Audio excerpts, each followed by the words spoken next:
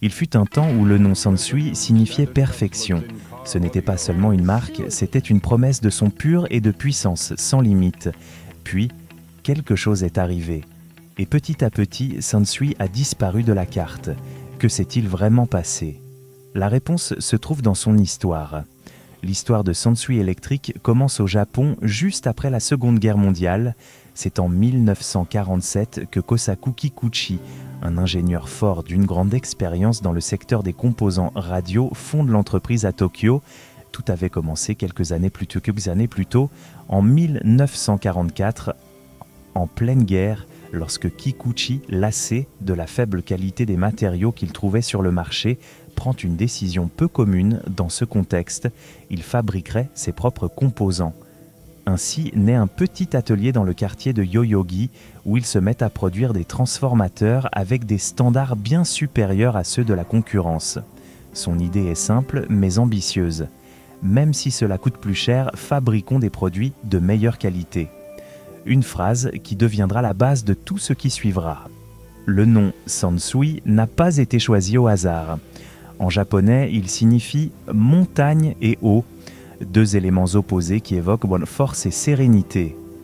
Inspiré par l'art traditionnel des paysages à l'encre de Chine, le nom reflétait la vision de Kikuchi, une marque alliant puissance et élégance. Dans ses premières années, l'entreprise opère sous différents noms et divisions en testant diverses approches. Ce n'est qu'en 1960 qu'elle se consolide officiellement en tant que Sansui Electric. À ce premier stade, elle se concentre principalement sur la fabrication de composants électriques pour radio et systèmes d'amplification du son, répondant surtout à la demande croissante du public japonais. Chaque produit est élaboré avec un niveau de détail quasi artisanal, ce qui contribue à construire d'emblée une réputation solide. En 1957, Sansui franchit une étape décisive. Elle commence à produire et à exporter ses propres amplificateurs de haute qualité. Dès le milieu des années 50, l'entreprise avait délaissé la fabrication de pièces détachées pour se concentrer sur des appareils complets. En 1954, elle lance des kits de montage ainsi que des amplificateurs prêts à l'emploi, tous basés sur des tubes à vide. Et en 1958, face à l'intérêt croissant pour le son stéréo, Sansui réagit vite et présente ses premiers modèles conçus pour cette nouvelle expérience d'écoute. À la fin de cette décennie, elle ne domine pas seulement le marché japonais. À l'étranger, on commence déjà à parler d'elle comme d'une marque sérieuse, innovante et de qualité supérieure. La croissance est si solide qu'en 1961, Sansui fait son entrée sur le marché financier et commence à être cotée à la bourse de Tokyo. Un pas qui reflète non seulement sa bonne santé économique, mais aussi la reconnaissance de son potentiel à long terme. Durant toute la décennie 60, l'entreprise ne cesse de gagner du prestige comme fabricant de produits audio haut de gamme. Avec l'arrivée de la technologie à transistor, la marque adapte ses conceptions. Elle adopte des façades métalliques sobres et robustes qui donnent l'impression d'être face à un appareil professionnel non domestique. Ce style visuel devient une signature de la marque, la différenciant du reste. L'un des modèles les plus représentatifs de cette époque est l'AU111, un amplificateur intégré à tube devenu objet de culte chez les véritables amateurs de son pur et chaleureux. Bien que l'AU111 soit une édition limitée, lancée dans la seconde moitié des années 60, il représente l'apogée de l'ère des tubes chez Sansui. C'était un appareil à la construction méticuleuse, au rendu sonore que beaucoup considèrent encore aujourd'hui comme inégalé. Mais le marché ne s'arrêtait pas et Sansui a su évoluer. Peu après, la marque présente ses premiers amplificateurs à transistor, comme la U777 et la U9 199, qui conservent l'essence sonore de Sansui avec une technologie plus stable, efficace et durable. Ces modèles ne triomphent pas qu'au Japon. Ils s'imposent rapidement à l'étranger. L'expansion internationale est en marche. Tout au long des années 60, Sansui se ferait un chemin sur des marchés comme les États-Unis et l'Europe, jusqu'à franchir en 1969 une étape clé, l'ouverture de son premier bureau en territoire américain pour répondre directement à un public en pleine croissance. Une part importante de cette expansion est arrivée de façon inattendue. Et ce n'est pas grâce à de grandes campagnes marketing ni à des accords commerciaux internationaux. Ce sont les soldats américains eux-mêmes et le personnel militaire déployé en Asie qui ont joué un rôle clé dans la popularisation de Sansui hors du Japon. Beaucoup, fascinés par la qualité sonore et la robustesse des appareils japonais, rentraient chez eux avec des produits Sansui sous le bras. De véritables ambassadeurs involontaires de la marque. À une époque où l'électronique grand public commençait à décoller, ces appareils deviennent rapidement des objets d'admiration auprès de leurs proches. Le bouche à oreille fait le reste. Sans presque le chercher, Sansui gagne du terrain sur le marché occidental, rivalisant d'égal à égal avec des marques bien établies comme Philips, Grundig ou RCA. Ce qui distinguait Sansui n'était pas seulement son son limpide et puissant, mais aussi une esthétique soignée et une conception technique raffinée qui inspirait beaucoup de fiabilité et sophistication. Face à d'autres fabricants misant sur le volume de production, Sansui se démarquait par son attention aux détails et le public le ressentait.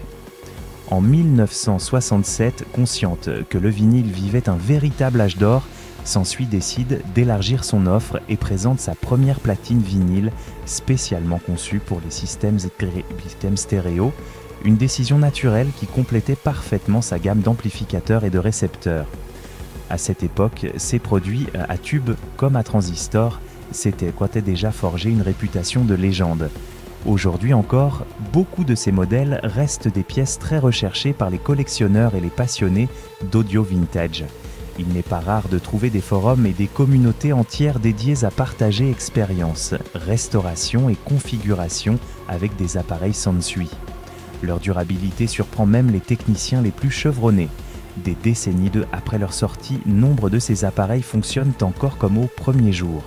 Au début des années 70, Sansui est déjà synonyme de fidélité sonore au Japon et prête à s'imposer à l'échelle mondiale. Cette décennie sera sans aucun doute l'âge d'or de Sansui. Durant ces années, l'entreprise mise fort sur l'innovation technologique et l'élargissement de son catalogue pour différents publics. L'un des domaines les plus marquants explorés est le son multicanal ou quadriphonique. En 1971, elle lance le système Sansui QS, un décodeur qui permet de convertir des enregistrements stéréo traditionnels en une expérience sonore enveloppante à 4 canaux. C'est une véritable révolution à l'époque. Le format propre à Sansui, appelé QS Regular Matrix, permet d'enregistrer ce type d'audio sur des disques vinyles classiques, ce qui facilite son adoption sans recourir à de nouveaux formats coûteux. En 1973, la technologie est perfectionnée avec l'introduction du QS Vario Matrix. Ce nouveau système offre une séparation bien plus nette entre les canaux, se traduisant par une écoute plus précise, immersive et réaliste. Mais Sansui n'est pas seul dans cette course. D'autres marques comme CBS, Columbia, JVC ou RCA lancent leurs propres systèmes, tels que le SQ ou le CD4. La bataille pour dominer le son multicanal est intense, mais Sansui a un atout clé. Nombre de ces récepteurs quadriphoniques de la série QRX sont compatibles avec plusieurs formats, pas seulement le sien. Cette polyvalence, ajoutée à sa qualité habituelle, positionne Sansui comme l'une des marques pionnières du développement du son surround. Elle ne suit pas simplement une tendance, elle trace la voie. Pour autant, Sansui n'oublie pas ses racines. La ligne stéréo traditionnelle demeure très présente dans son catalogue. En 1974, un changement important survient à la tête de l'entreprise. Kosaku Kikuchi, le fondateur, quitte la présidence après des décennies aux commandes et est remplacé par Kenzo Fujiwara. Mais ce changement n'altère pas la trajectoire. Sous cette nouvelle direction, Sansui continue de lancer des produits de premier plan. À la fin des années 70 apparaissent désintégrés comme les AU517 et AU717, respectés pour leur construction en circuit double, leur grande puissance et une qualité sonore qui reste une référence. Viendront ensuite les AU719, AE819 et l'imposant AE919, preuve que la marque est toujours à son meilleur niveau technique. Au-delà des amplificateurs intégrés, Sansui fabrique aussi des appareils plus spécialisés. C'est le cas du préamplificateur CAF1 et de l'amplificateur BAF1 qui offrent une expérience sonore de niveau professionnel. Mais s'il est un modèle qui marque cette époque, c'est l'AUX1. Cet amplificateur intégré extrêmement puissant et d'un design avancé représente le sommet de l'ingénierie Sansui. Parallèlement, l'entreprise participe activement à ce qu'on appelle la guerre des récepteurs, une véritable course pour voir qui proposera le plus de puissance et de prestations. Des modèles comme les 8080D, B et 9090D, B deviennent rapidement des classiques de l'audio. Mais celui qui fait exploser tous les compteurs, c'est le Sansui J33000 lancé en 1978. Un récepteur colossal, pesant près de 45 kg et offrant l'impressionnant chiffre de 300 watts par canal. À ce moment-là, c'est l'un des appareils les plus puissants au monde. En 1980, au moment même où elle vit ses plus belles heures, Sansui décide de renforcer sa présence internationale en ouvrant des bureaux au Royaume-Uni et en Allemagne.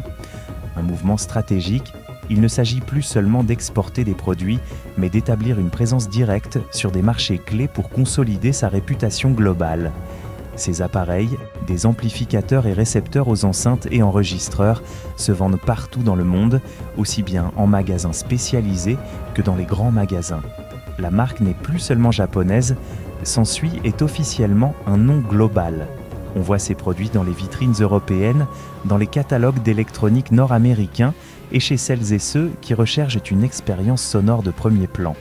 Et les chiffres le confirment. Au début des années 80, l'entreprise atteint son plus haut volume de vente. Certaines estimations évoquent un chiffre d'affaires proche d'1 billion de dollars par an, plaçant Sansui dans la même ligue que des géants du secteur comme Sony, Pioneer ou Marantz. Elle rivalise non seulement en qualité, mais aussi en présence médiatique, en innovation et en prestige technique. Ce sont des années de reconnaissance internationale et de fierté japonaise. Pendant ce temps, le prestige de Sansui ne cesse de grandir auprès des experts et des passionnés de hi-fi. La marque reçoit des éloges constants dans la presse spécialisée, au Japon comme à l'étranger. Même des publications britanniques, réputées pour leur exigence et leur rigueur technique, placent Sansui en référence incontestée dans le segment de la haute fidélité. C'est une période particulièrement brillante pour les amplificateurs de la série AUD, lancés entre 1981 et 1982. Ces appareils sont reconnus pour offrir un son très clair, précis, avec un niveau de distorsion étonnamment bas. Ils intègrent un système interne qui analyse et corrige de petites imperfections du signal audio avant qu'il n'arrive aux enceintes. Le résultat est une richesse acoustique remarquable, avec un niveau qui fait la différence même dans des configurations domestiques. Plus surprenant encore, les modèles les plus modestes de cette ligne, comme l'AUD 101 ou l'AUD 33, étonnent en proposant une expérience de haute fidélité digne de gamme supérieure, malgré une puissance modérée. C'était la preuve définitive que Sansui ne faisait aucune concession, pas même sur ses produits les plus accessibles. Chaque détail était soigné comme s'il était le plus important. Mais le paysage technologique ne tarde pas à changer. À partir du milieu des années 80, le monde de l'audio entre dans une nouvelle ère. Les CD arrivent, les premiers systèmes de home cinéma apparaissent, et les consommateurs commencent à s'intéresser à des formats plus modernes et pratiques. Tandis que des marques comme Sony, Pioneer ou Technics misent sur des systèmes intégrés et des solutions tout en un, Sansui reste focalisé sur sa formule classique, des amplificateurs stéréo séparés, pensés pour ceux qui veulent la qualité sonore maximale. Le problème, c'est que cette clientèle commence à se réduire, et Sansui ne réagit pas à temps. Sur un marché de plus en plus compétitif où l'innovation fait la différence, ce manque d'adaptation commence à coûter cher. La demande mondiale d'appareils stéréo traditionnels diminue, surtout hors du Japon. Le public cherche commodité, connectivité et nouveaux formats numériques. En 1988, Sansui prend une décision difficile, se retirer du marché américain, un pays qui avait été clé pour son expansion et son prestige international. À partir de là, la marque concentre tous ses efforts sur le marché japonais avec une production plus limitée, destinée aux audiophiles les plus exigeants du pays, Là, son nom reste intact, mais à l'échelle mondiale, sa présence commence à s'effacer. Durant les années 90, Sansui tente de s'adapter au nouveau paysage technologique. Elle lance des téléviseurs, des appareils vidéo et d'autres produits électroniques pour diversifier son catalogue et toucher un public plus large. Elle veut montrer qu'elle peut rivaliser au-delà du monde de l'audio. Toutefois, la plupart de ses produits se vendent presque exclusivement au Japon. À l'étranger, où elle fut jadis synonyme d'excellence, la marque se brouille. La génération qui avait grandi avec Sansui se tourne vers d'autres fabricants et les nouvelles générations ignorent presque son existence. Dans un marché de plus en plus mondialisé et compétitif, ce déficit de visibilité est un coup dur. Malgré tout, la qualité de ses produits reste irréprochable. Plutôt que de renier son héritage, Sansui décide de lui rendre hommage avec des modèles spéciaux qui condensent le meilleur de son ingénierie. Elle introduit le circuit Alpha X, une technologie maison qui améliore la fidélité sonore en réduisant au minimum les distorsions. Cette avancée s'applique à des appareils comme l'AU Alpha 907, le raffiné AUX 111 MOS Vintage et l'impressionnant B2005 MOS Vintage, un amplificateur de 37 kg taillé pour durer toute une vie. Produits en quantité limitée, ces modèles ne s'adressent pas aux masses, mais aux véritables amoureux du son. Ils incarnent l'artisanat, l'obsession du détail et une façon de faire qui commence déjà à disparaître. Pendant ce temps, le marché part dans une autre direction. Les grandes marques misent sur des appareils plus petits, fonctionnels et faciles à utiliser. Tout devient plus rapide, plus connecté, plus immédiat. Sansui, au contraire, continue de parier sur des appareils classiques, séparés, puissants, mais déconnectés de ce que veut la majorité des consommateurs. Ce qui l'avait distingué dans le passé commence maintenant à jouer contre elle. Les pertes financières s'accumulent et les tentatives de réorganisation restent vaines. En 1999, en plein impact de la crise financière asiatique, Sansui est racheté par Grand Holdings, une entreprise basée à Hong Kong qui avait déjà absorbé des marques comme Akai et Nakamichi. À partir de là, la trajectoire de la société change à jamais. L'entreprise tourne la page de son époque de fabricant indépendant. Sansui, qui pendant des décennies avait mené par l'innovation et le prestige, devient désormais une marque concédée sous licence à d'autres sociétés. Son nom commence à apparaître sur des produits fabriqués par des tiers et sa production propre se réduit jusqu'à presque disparaître. Pourtant, en 1999, la marque fait un dernier clin d'œil à son passé glorieux. Elle relance une édition spéciale du mythique AE111, rebaptisé WO111 Vintage. Un geste symbolique, presque poétique. Un retour momentané à ses racines, avec des tubes, un son chaleureux et une esthétique classique. Mais c'est aussi un adieu. Après cela, Sansui ne développera plus de nouveaux modèles. Pendant quelques années encore, des unités continuent d'être fabriquées pour le marché japonais. Entre 2002 et 2005, la production cesse complètement et en 2001, le siège de l'entreprise ferme ses portes. Par là, Sansui cesse officiellement d'opérer comme société technologique. Il n'y a plus de laboratoire, plus d'ingénieurs, plus de nouveautés. Seul reste le nom, un nom puissant, au passé riche, mais sans le muscle créatif qu'il avait hissé au rang de légende.